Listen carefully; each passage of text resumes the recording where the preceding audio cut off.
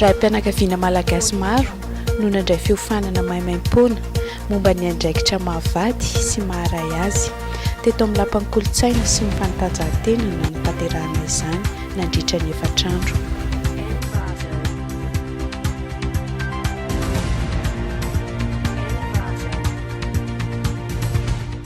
Ny antony anaovana an'izany dia satria vokatry ny trangam-piarahamonina izay miseho amin'izao fotoana izao dia betsaka ny ankizy lasa mivoana tanteraka satria tsy manana modely tsara toy izy ao an-tokantrano. Ny raim-pianakaviana koa amin'izao fotoana izao vokatry ny hamafin'ny fiainana dia lasa mpanatotra vola fotsiny sisa ny ataony ao an-tokantrano fa tsy miaraka amin'ny ankizy izy dia misy taranaka zany lasa mesimba zany mahatonga antsika mahita hoe betsaka ny ankizy lasa manditra dia betsaka ny taloha lasa vetivety kely dia efa manambady satria mivoaka ny tsy maintsy ataony fanambadiana dia lasa misy ratra zany ao anatin'ny ankohonana dia mitohy ilay ratra dia olona maratra nefa vomaika miteraka olona maratra hatrany dia izay zany mahatonga ty antsika ty hoe mba hanangana taranaka valona mihitsy amin'ny alalan'ny fametrahana an'lehilahy toerany amin'ny maharam-pianakaviana anazy fa tsy hoe mpamelona fotsiny fa hoe ina daholo ny andraikiny dia ny vehivavy ihany koa anampy amin'ilay raim-pianakaviana mba hahatonga an'ilay raim-pianakaviana afaka tena hoe isy mpanohana tsara mipetraka amin'ny toerana tokony izy. Dia izay ny antony fampiofanana ary ny tanjona dia ao aoriana ty fampiofanana ity dia hiparitaka manerana ny nosy ny olona izay natao fiofanana teto ary afaka izara indray ho an'ny raim-pianakaviana sy ny raim-pianakaviana sy tsy afaka manatrika eto amin'izy.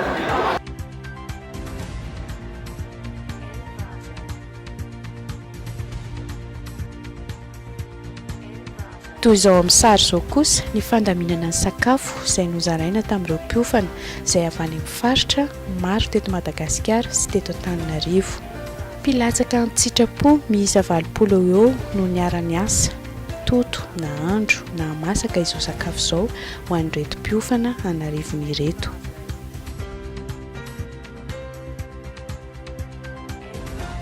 Mba inona kosa ny tena nahalianan'ireo mpiofana nandritra n'izay fiofanana nandritra ny efatrandro no omena azy ireo izay?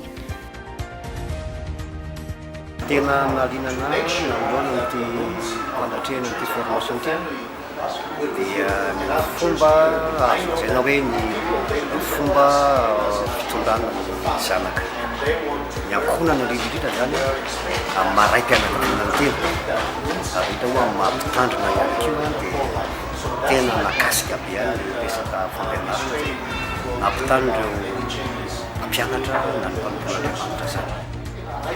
Ny tena nahaliana zany ary nandresy lahatra tamin'ity fampianarana ity dia mikasika ny fifandraisan'ny ray sy ny zanaka ary eo anatrehan'izay fifandraisana izay dia mampitandrina dia tena tiako mihitsy izy satria mahakasika manokana ny raim-pianakaviana eto Madagasikara dia mahakasika manokana io ny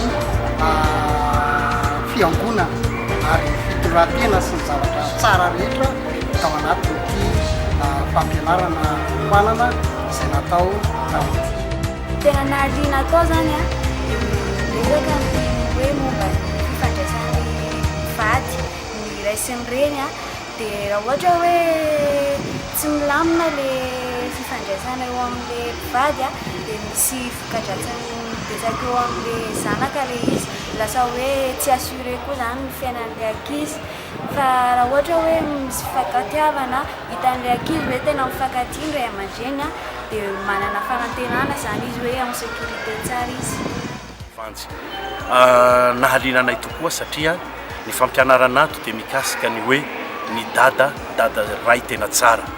Ny any aminay androy moa dia ny tenako mpanompon'Andriamanitra dia vonona nandray lesona ary hampihatra an'izay any androy satria mitondra fahantrana fampitehana ny atandroy dia izay tsy fandraisany dada andraikitra zay ary izay mahatonga na ny atandroy aza mampirafy 30-20 tsy mety zany ary tena hanapotika ny tanàna hanapotika ny firenena fa raha tafita any androy izao fampianarana seminaire raisina izao mino afa hitondra fandresena ho an'ny toliara na Madagasikara aza io vatamperaka.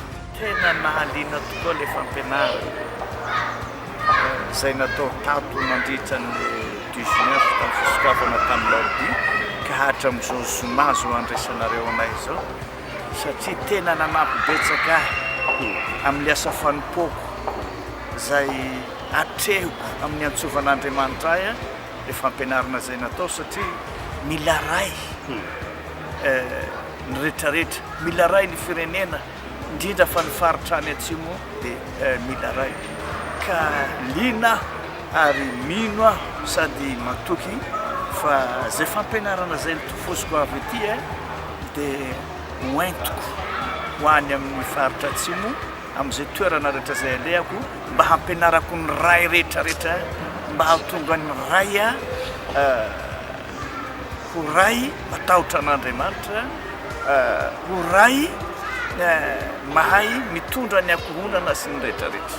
Itsaka ny zavatra nahaliana manokana tamin'ity formation fampifanana paritra ity ny fafana mitrabo an'ilay ratra anaty satria raha nandinika n'ilay fiofanana dia tsapako hoe miainga eo ny zavatra rehetra, miainga eo ny fanasitranana tokantrano, miainga eo ny fanasitranana fianakaviana, miainga eo ny fanasitranana fiangonana ary miainga eo ny fanasitranana ny fiarahamonina sy ny firenena.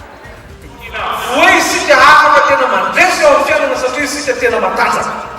Sorry, my friend. Fona ry namako. Then they will not know you. Tsy fantany ianao amin'izay fotoana izay. And when they do not know you, rehefa tsy hainy ianao you will not influence them tsy ampisy fetraikany eo amin'izy ireo as much as you can. araka ny eritreretinao. That's why Jesus said, Zay no nahatonga Jesosy niteny. there is nothing Tsy misy na inona na ino. Tsy misy na that I inona. did not reveal to you of which what the Father revealed to me. Hoe nambarako taminareo zay tsy nambarany ray taminy. You understand? Azonareo ve? You must take off your masks. Mila asonao zany le saritava le masika iny.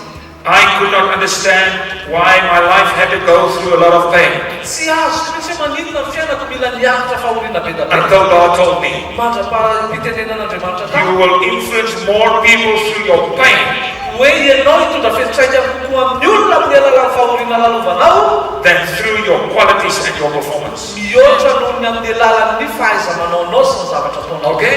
Azo zay Take off the mask. asolo le saritava le masina. Let people know who you are. Avy ianao ny olona halalanao marina. Okay? Ao zay